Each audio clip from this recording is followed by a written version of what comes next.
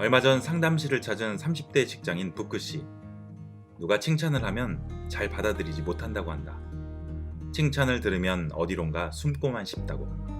칭찬받으면 그는 못 들은 척하면서 화제를 돌렸다. 그러면 상대방도 머쓱해져서 이야기를 이어나가지 않았다. 남을 칭찬하는 일도 그에겐 힘겨운 일이다.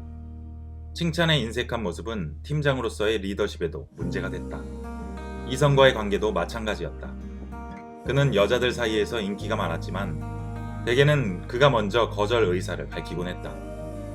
소개팅에서 먼저 애프터를 하기도 했지만 몇 번 만난 후 여자 쪽에서 먼저 돌아섰다. 그가 자기한테 관심이 없는 것 같다는 것이 이유였다. 상대에게 호감이 있어도 입에서 칭찬이 잘 안 나왔다. 없는 말을 지어내는 것도 아닌데 그랬다. 상대가 자신을 칭찬하는 것도 어색해서 몸이 굳곤 했다. 누군가 그에게 말했다. 어릴 때 사랑받지 못하고 자랐죠?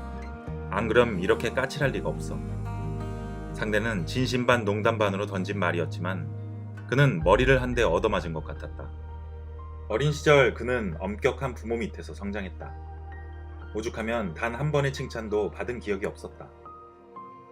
언제나 야단만 치는 부모 밑에서 자라며 늘 실수하지 않기만을 바랐으니 남을 칭찬할 마음의 여유가 생겨나기 어려웠다.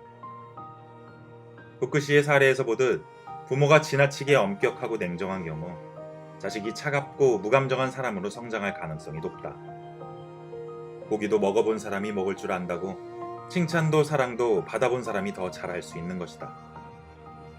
이 일을 계기로 부크씨는 문제점을 파악했고 나는 부크씨에게 몇 가지 숙제를 내주었다.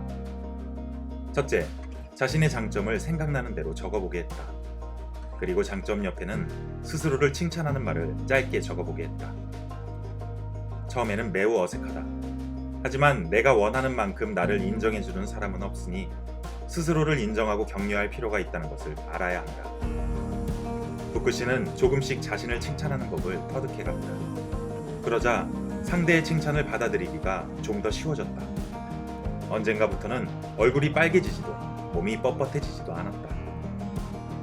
두 번째로 누군가 칭찬의 말을 하면 명쾌하게 감사하다는 말을 먼저 하게 했다.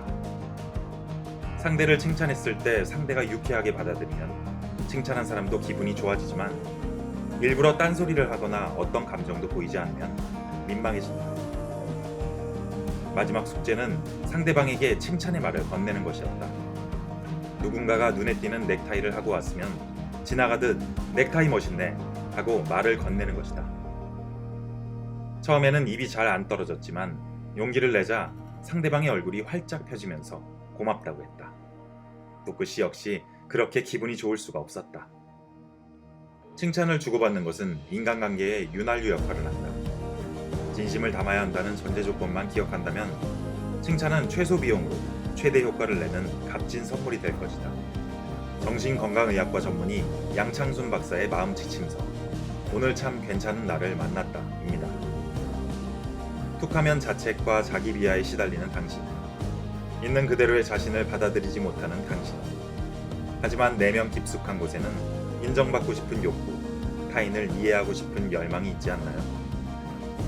단연간의 심리 상담을 바탕으로 전하는 휘둘리지 않고 내면의 중심축을 세우는 법은 무엇일까요? 좋은 삶, 편안한 관계를 위한 자기 이해의 심리학. 오늘 참 괜찮은 나를 만났다.